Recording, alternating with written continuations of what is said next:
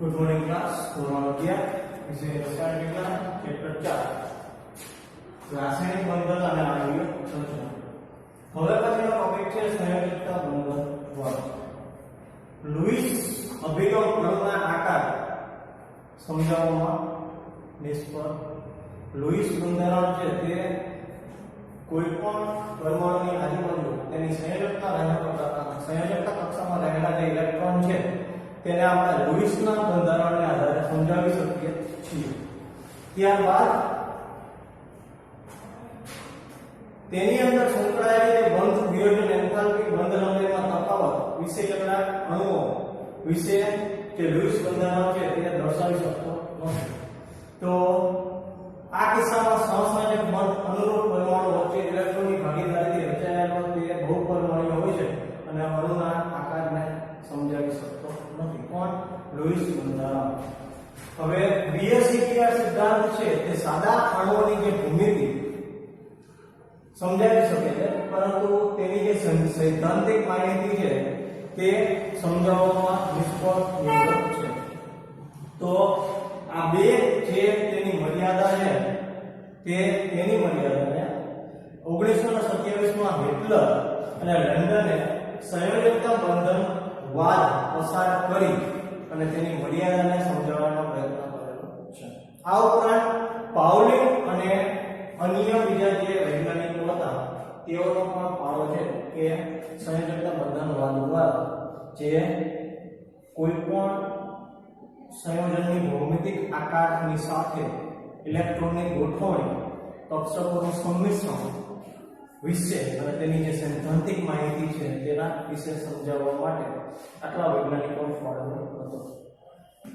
સંયોજકતા બંધન વાદ પરની ચર્ચાનો આધાર પરમાણુય કક્ષકો, તત્વોની ઇલેક્ટ્રોનીય રચના, પછી પરમાણુય કક્ષકોનું સંમિશ્રણ, પરમાણુય કક્ષકોનું સંકરણ તેના ઉપર આધારિત છે. આ બાબતોનો આધાર પર જે સંયોજકતા બંધનવાદ ખરેખર તેની જો આપણે વિગતે ચર્ચા કરીએ તો ધોરણ 11 ના અભ્યાસક્રમની બહાર જતું રહે એટલી બાબત છે, અથવા તો જે પુસ્તકની તાકાત બહારની વસ્તુ છે. અનુકૂળતા ખાતર આપણે માત્ર ગુણાત્મક અને જરૂરી હોય અને 11મા સિલેબસમાં આવી શકે એટલા જ મુદ્દાની ચર્ચા આપણે સંયોજકતા બંધનવાદમાં કરીશું. બરાબર? તો સૌપ્રથમ સંયોજકતા બંધનવાદ સમજવા માટે આપણે હાઇડ્રોજનનું એક ઉદાહરણ લેશું. અહીંયા ધારો કે બે હાઇડ્રોજનના પરમાણુઓ A અને B આપેલા છે. સંયોજકતા બંધનવાદ હવે આપણે હાઇડ્રોજનના ઉદાહરણ દ્વારા સમજવાનો છે. તમને બધાને ખબર છે હાઇડ્રોજનનો નંબર કેટલો છે? તો પરમાણુ ક્રમાંક 1 છે. હવે બે હાઇડ્રોજનના પરમાણુને નામ આપેલા છે A અને B. હવે તમને ખબર છે તેના કેન્દ્રમાં એક પ્રોટોન બરાબર આવેલો છે. પછી હાઇડ્રોજનના સમસ્થાનિકો છે, જેમ ન્યુટ્રોનની સંખ્યા વધે એમ એના સમસ્થાનિકોની સંખ્યા પણ વધે, જેમ કે પ્રોટિયમ, ડ્યુટેરિયમ અને ટ્રિટિયમ. તો જે પ્રોટિયમ હશે પેલો હાઇડ્રોજન એમાં ફક્ત એક પ્રોટોન આવેલો હશે. ધારો કે તેનું કેન્દ્ર Na, જેના પરમાણુ કેન્દ્રને આપણે શું કહીએ ન્યુક્લિયસ કહીએ. તો પેલું જે કેન્દ્ર છે એ વાળું તેને Na કીધું અને બીજું કેન્દ્ર છે તેને Nb કીધું. એકબીજાની નજીક હોય અને તેના ઇલેક્ટ્રોન Ea અને Eb આપેલા છે. બરાબર? તો જ્યારે આ બે પરમાણુ એકબીજાથી ઘણે દૂર હોય તો તેમની વચ્ચે કોઈ પણ જાતની પારસ્પરિક ક્રિયા છે તે થતી નથી. હાઇડ્રોજન જ્યારે સ્વતંત્ર પરમાણુ સ્વરૂપે અસ્તિત્વ ધરાવે ત્યારે બે પરમાણુઓ પોતાની રીતે વર્તતા હોય છે, પરંતુ જ્યારે બે હાઇડ્રોજન પરમાણુ એકબીજાની નજીક આવશે અને ઇલેક્ટ્રોન ભાગીદારી કરી અને સહસંયોજક બંધ રચાશે ત્યારે બે ઇલેક્ટ્રોનની ભાગીદારી ફક્ત નથી થતી, પરંતુ જે કક્ષકમાં ઇલેક્ટ્રોન રહેલા છે તે બે કક્ષકોનું સંમિશ્રણ ત્યાં થઈ અને ઇલેક્ટ્રોન યુગ્મ એકબીજા સાથે જોડાય અને સહસંયોજક બંધની રચના કરે છે. બરાબર?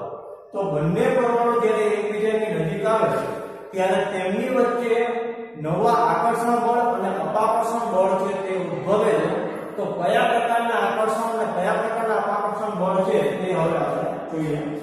તો તેમના વચ્ચે લાગતું જે આકર્ષણ બળ છે ધ્યાનમાં રાખજો કે જે એક પરમાણુ છે તે પોતાના જ પરમાણુ કેન્દ્રમાં પ્રોટોન પોતાના ઇલેક્ટ્રોનને આકર્ષણ બળ લગાડે છે, તેવી રીતે બીજો પરમાણુ છે પોતાનું જે પરમાણુ કેન્દ્ર છે તે પોતાના ઇલેક્ટ્રોનને આકર્ષણ બળ લગાડે છે. તો એક વસ્તુ ધ્યાનમાં રાખજો કે આવી રીતે બે પરમાણુ છે, અહીંયા Na Eb Eb એટલે પહેલા આકર્ષણ બળની વાત કરવામાં આવે તો Na દ્વારા લાગતું Ef પર આકર્ષણ બળ અને Nb દ્વારા લાગતું Eb પર આકર્ષણ બળ. હવે બીજું જે આકર્ષણ બળ છે આ બે પરમાણુ એકબીજાની નજીક આવ્યો છે, તો Na છે તે બાજુના પરમાણુમાં રહેલો જે છેલ્લી કક્ષાનો ઇલેક્ટ્રોન Eb હશે તેના ઉપર પણ આકર્ષણ બળ લગાડશે, કેમ કે અંતર ઓછું છે અને વિરોધી વિભાગ છે એટલા માટે આકર્ષણ બળ લગાડવું એવી રીતે જેમ આ આકર્ષણ બળ લગાડે છે એવી રીતે બીજો પરમાણુ નું જે પરમાણુ કેન્દ્ર છે તે પણ પ્રથમ પરમાણુના છેલ્લી કક્ષામાં રહેલા ઇલેક્ટ્રોન વચ્ચે આકર્ષણ બળ લગાડશે. એટલે જ્યારે બે હાઇડ્રોજન પરમાણુ એકબીજાની નજીક આવે તો આ બંને પ્રકારના જે આકર્ષણ બળ છે તે લાગે છે. હવે અપાકર્ષણ બળની વાત કરવામાં આવે તો તમને ખબર છે કે અપાકર્ષણ બળ ક્યારે ઉદ્ભવે, તો જ્યારે બે સમાન વિભાગ એકબીજાની નજીક હોય ત્યારે. તો કઈ પરિસ્થિતિમાં? તો બે પરમાણુ એકબીજાની નજીક આવશે તો Ea અને Eb બે ઇલેક્ટ્રોન છે તો એમના વચ્ચે લાગતું અપાકર્ષણ અને બીજું કયું હશે?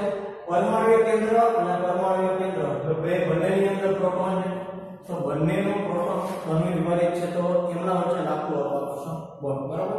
પરંતુ અપાકર્ષણ બળની સરખામણીમાં આકર્ષણ બળ 4 ગણું છે, 1 2 3 અને 4 અને 1 અને 2, બરાબર. કહેવાનો મીનિંગ શું છે કે અપાકર્ષણ બળની સરખામણીમાં આકર્ષણ બળનું મૂલ્ય વધારે હોવાથી જે બે ઇલેક્ટ્રોન છે તે એકબીજાની નજીક આવી સહસંયોજક બંધ રચી કક્ષકોનું મિશ્રણ કરી અને H2 અણુ બનાવે છે. ચાલો બધા એટલે આવી રીતે સંયોજકતા બંધન વાદ દ્વારા ફક્ત ઇલેક્ટ્રોનની ભાગીદારી થાય, સહસંયોજક બંધ બને. આટલી જે BSEPR સિદ્ધાંતની મર્યાદા હતી તેને સવિસ્તાર સમજાવવાનો પ્રયત્ન કરેલો છે કે જ્યારે પણ બે પરમાણુ એકબીજાની નજીક આવશે ત્યારે એમના વચ્ચે લાગતા આકર્ષણ અને અપાકર્ષણ બળ, આ ઉપરાંત અપાકર્ષણ બળનું મૂલ્ય આકર્ષણ બળની બળ કરતા ઓછું છે, આકર્ષણ બળનું મૂલ્ય વધારે છે, ત્યારે શું થશે? બંને ઇલેક્ટ્રોન એકબીજાની નજીક આવી સહસંયોજક બંધ રચશે. એની સાથે જે ઇલેક્ટ્રોન કક્ષકોમાં રહેલા છે તે બે કક્ષકોનું પણ સંમિશ્રણ થશે. આટલી જે માહિતી છે તે હિટલર પાઉલિન દ્વારા સંયોજકતા બંધન વાદનો ઉપયોગ કરીને આપવામાં આવેલું છે. આકર્ષણ બળો બંને પરમાણુઓને નજીક લાવવાનો પ્રયત્ન કરે છે, જ્યારે અપાકર્ષણ બળો એકબીજાને દૂર ધકેલવાનો પ્રયત્ન કરે છે. પ્રાયોગિક રીતે તે જાણવા મળ્યું કે નવા આકર્ષણ બળોની માત્રા નવા અપાકર્ષણ બળોની માત્રા કરતા વધારે છે. કહેવાનો મતલબ કે આકર્ષણ બળનું મૂલ્ય અપાકર્ષણ બળ, જો આકર્ષણ બળ 4 એની સામે અપાકર્ષણ બળ 2, તો આકર્ષણ બળનું મૂલ્ય અપાકર્ષણ બળના મૂલ્ય કરતા વધી જાય છે. ત્યારે છેવટે એક એવા તબક્કે તે બંને પહોંચે છે કે જ્યારે સ્થિતિ ઊર્જા ઘટી જાય અને આકર્ષણ અને અપાકર્ષણ બળ એકબીજાને સંતુલિત કરી અને નિમ્નતમ ઊર્જા પ્રાપ્ત કરે. આ તબક્કે હાઇડ્રોજન પરમાણુ એકબીજા સાથે બંધન રચી અને સ્થાયી અણુની રચના કરે છે કે જેની બંધ લંબાઈ એટલે કે સહસંયોજક બંધ રેચો તેના દ્વારા રચાતી જે બંધ લંબાઈ છે તે 74 pm છે. જ્યારે બંને હાઇડ્રોજન પરમાણુ દ્વારા બંધ રચાય છે ત્યારે ઊર્જા છૂટી પડે છે. તેથી હાઇડ્રોજન અણુ લગભગ હાઇડ્રોજન પરમાણુ કરતાં વધુ સ્થાયી છે. ધ્યાનમાં રાખો, હાઇડ્રોજન પરમાણુ જ્યારે સ્વતંત્ર હોય અને બે હાઇડ્રોજન પરમાણુ જ્યારે એકબીજાની નજીક આવે ને નિમ્નતમ ઊર્જા પ્રાપ્ત કરી અને હાઇડ્રોજન બંધ રચીને અણુ બને ત્યારે એમાંથી કંઈક અંશે ઊર્જા છૂટી પડે છે, જેને છૂટી પડેલી ઊર્જાને બંધ એન્થાલ્પી કહેવામાં આવે છે.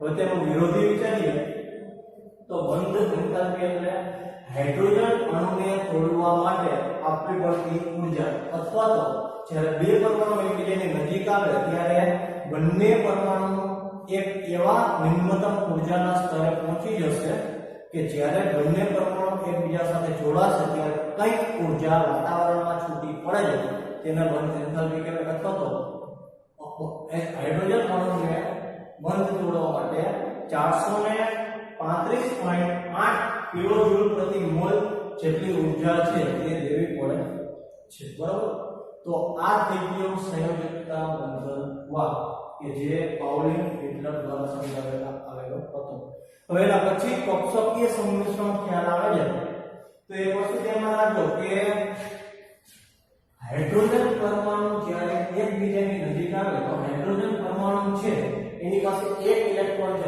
ખાલી એક ઇલેક્ટ્રોન નથી પરંતુ ઇલેક્ટ્રોન છે ને એ 1s1 કક્ષકમાં છે તે એવી રીતે બીજો હાઇડ્રોજન પરમાણુ હશે એની પાસે પણ એક ઇલેક્ટ્રોન છે ને એની પાસે પણ તે ઇલેક્ટ્રોન ક્યાં હશે તો 1s1 આણ્વિય કક્ષકમાં હશે હવે જ્યારે આ બંને ઇલેક્ટ્રોન એકબીજા સાથે ભાગીદારી કરશે ત્યારે ફક્ત ઇલેક્ટ્રોનની ભાગીદારી થઈ અને યુગ્મીકરણ થઈ અને સહસંયોજક બંધ નહીં બને પરંતુ જે બે કક્ષકો છે તે કક્ષકોનું પણ સંમિશ્રણ થાય છે અને આને કહેવાય છે આણ્વિય કક્ષકોનું સંમિશ્રણ ચાલે એટલે આવી રીતે તમને ખબર છે રસ્તો આકાર કેવો છે તો ગોળાકાર છે તો આવી રીતે એકબીજા સાથે કક્ષકોનું સંમિશ્રણ થાય અને આ બંને કક્ષકોની વચ્ચે બે ઇલેક્ટ્રોન ગોઠવાશે અને હાઇડ્રોજન પરમાણુની રચના હાઇડ્રોજન અણુની રચના થશે હાઇડ્રોજન અણુની રચનામાં જ્યારે બંને હાઇડ્રોજન પરમાણુ એટલા નજીક હોય કે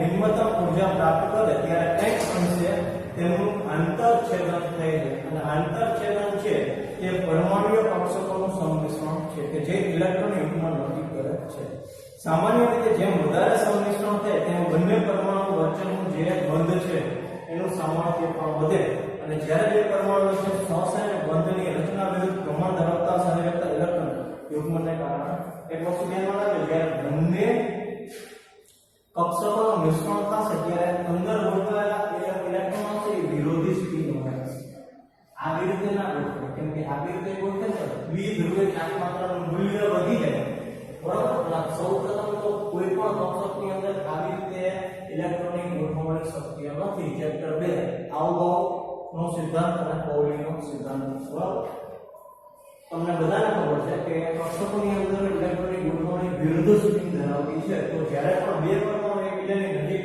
આવી આણ્વિય કક્ષકોનું સંમિશ્રણ થશે બરાબર પરમાણુની કક્ષકો હોય તો પરમાણુ કક્ષકો કહેવાય પરંતુ બે પરમાણુની કક્ષકો સંમિશ્રણ થઈ અને જે કક્ષકો બને એને અણુની કક્ષક કહેવાય એટલે એને કહેવાય આણ્વિય કક્ષકો બરાબર એટલે આણ્વિય કક્ષકો છે એની અંદર ગોઠવાયેલા ઇલેક્ટ્રોન પણ પરમાણુ કક્ષકોની જેમ જ વિરોધી સ્પિન ધરાવતા હશે બરાબર તો અત્યારે આ ટોપિક આપણે પૂરો કરીએ છીએ અને તેના પછીનો જે બંધના દિશાત્મક ગુણધર્મો છે એની આપણે ચર્ચા કરીશું